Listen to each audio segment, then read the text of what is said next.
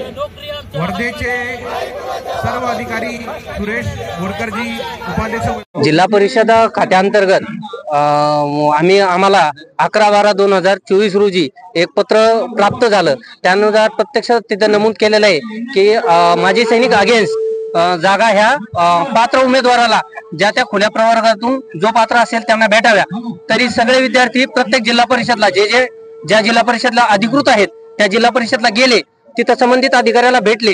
त्यानंतर अधिकाऱ्याकडून त्यांना प्रत्येक वेळी आणि प्रत्येक जिल्हा परिषदला हेच सांगणं आलंय की संबंधित शासन निर्णयावर किंवा ह्या पत्रावर आम्ही काही कार्यवाही करू शकत नाहीत। विद्यार्थ्याकडून ज्यावेळेस प्रश्न विचारला गेला की का करू शकत नाहीत, तर त्यांनी 1981 चा जाहीर समोर केला आणि त्यामध्ये स्पष्ट उल्लेख दाखवला की अशा कारणांमुळे आम्ही ह्याच्यावर कार्यवाही करू शकत नाही।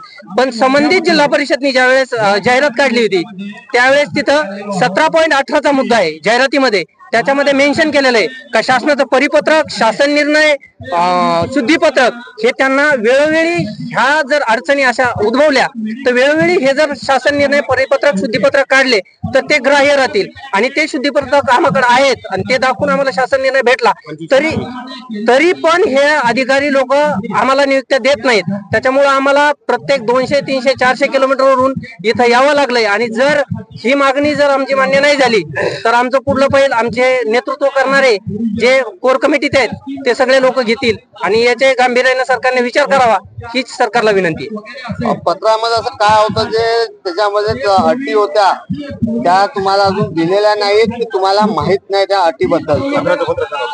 त्या पत्रामध्ये सैनिक बोर्डाची परमिशन घेण्यात यावी, पण 1999च्या GR मध्ये असं कुठेही मेन्शन केलेलं नाही आहे की सैनिक बोर्डची परमिशन घेऊनच ग्राम प्रशासन विभागाने GR काढायला पाहिजे। तर ZP ही ग्राम प्रशासन विभागाच्या अंडर चालते, नाही की पुणे सैनिक बोर्डच्या अंडर। जो पुणे सैनिक बोर्डला जो संभ्रम तयार झालेला आहे, आमची CM साहेबांना विनंती आहे की तो संभ्रम दूर करावा आणि आमच्या जागा आम्हाला नियुक्त्या द्याव्या। अगर सरकारने मान्य नाही केलं तुमच्या यावेळेस मागण्या, तर आखरी धोरण काय राहील तुमचं? सर, त्या मागण्या पूर्ण करावाच लागेल। सर्व GR आहे, सामान्य प्रशासन विभागाचा GR आहे, तर ते पूर्ण करावंच लागणार आहे। तोच अंतिम निर्णय राहील ना सर।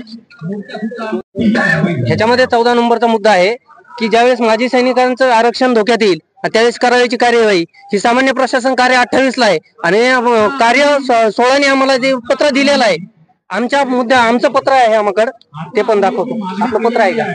11/12चं पत्र आहे ना? 11/12चं पत्र एकच मिनिट मी पत्र घेऊन येतो। सामान्य प्रशासन विभाग औसा 19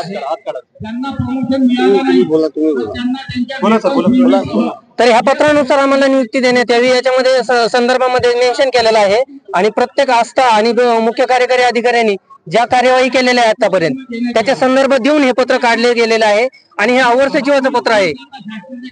तरी जिल्हा परिषदवाले याला खूप अडचणी तयार करतायत प्रत्येक विद्यार्थ्याला। परिषदला प्रत्येक जणांनी तर पत्र देऊन प्रत्यक्ष भेटी दिलेल्या आहेत संबंधित अधिकाऱ्याला। त्यांच्यावरती आंदोलन वगैरे कधी केलं होतं काय तुम्ही जिल्हा परिषदवर? नाही, आंदोलन आता आम्ही मुंबईला केलं होतं, ज्यावेळेस तिथे गेलो होतो तिथून आम्हाला पत्र प्राप्त झालं आणि ह्याच्या अगेन्स्ट त्यांनी हे जर करत असतील तर हे म्हणजे हक्क डावलले जात आहेत विद्यार्थ्यांचे प्रत्येकांचे आणि ही उर्मीची भावना अधिकाऱ्याकडून दाखवली जात आहे प्रत्येक वेळेस। 10 वर्षाला